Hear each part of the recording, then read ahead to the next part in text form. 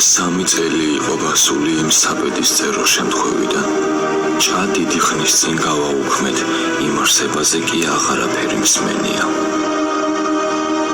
მე და ნიკუშა მდინარეზე წავედით, ძალიან ცხელოდა და გაგრილება გადავწყვეტეთ, უკვე საღამო იყო და ბინდებოდა. უეცრად ნიკუშამ რაღაც შეამჩნია მდინარის მოპირდაპირე მხარეს. რაღაცან ვიღაც იწვა ნაპირზე. ჩვენ გვეგონა რომ ეს ადამიანი იყო, რომელსაც დახმარება სჭირდებოდა. იქვე უზარმაზარი ხე იყო წაქცეული და ჩვენ დაუფიქრებლად გადავედით მეორე ნაპირზე მისი საშუალებით. როგორც კი მეორე მხარეს აღმოჩნდით და უფრო ახლოდან დავაკვირდით, მივხვდით, რომ ის რაღაც საერთოდ არ გავდა ადამიანს, ის სულ სხვა არსება იყო. უეცრად ის საზარელი ისტორია გაგვახსენდა ჩვენი ბავშვობიდან. ეს საზარელი სუსტი ხელები და თითები თავი ძალიან სუდად ვიგრძელდა. შევჩერდით და უზარმაზარი ხის ფესვებს ამოფარებულნი ვაკვირდებოდით ამ არსებას. ის არ იძლეოდა. შემდეგ ნიკუშამ გვაესროლა ისევ სიჩუმე.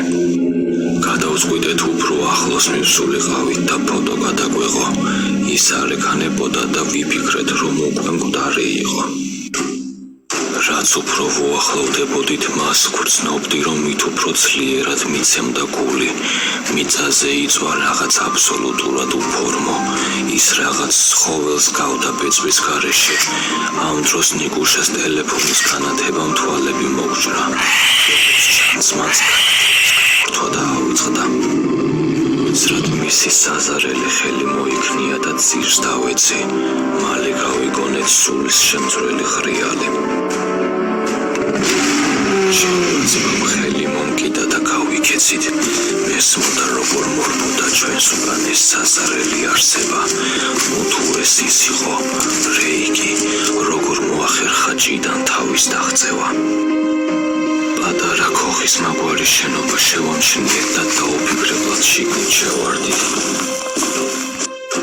ირგვლივ მიმოვიხედე და მივხვდი, რომ ეს სახლი არ იყო. ეს რომელიღაც ძველი შესასვლელი იყო მაღაროში. სიჩუმემ დაისადგურა. შიშის განძლივ სუნთქავდით. ამ დროს გავიგონეთ, რომ გარეთ გვერდით რაღაცამ ჩაგვირბინა. შემდეგ შეჩერდა. ის შენობის გარშემო დადიოდა და მძიმედ სუნთქავდა.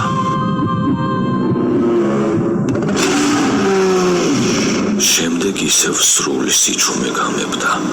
უეცრად ცივი ქარი ვიგრძენი სუნგის მხრიდან და რაღაც უცნაური ხმა მოგვესმა. თვალი ნელ-ნელა შეეჩვია სიბნელეს და უზარმაზარი გასასვლელი დავინახეთ მაღაროში.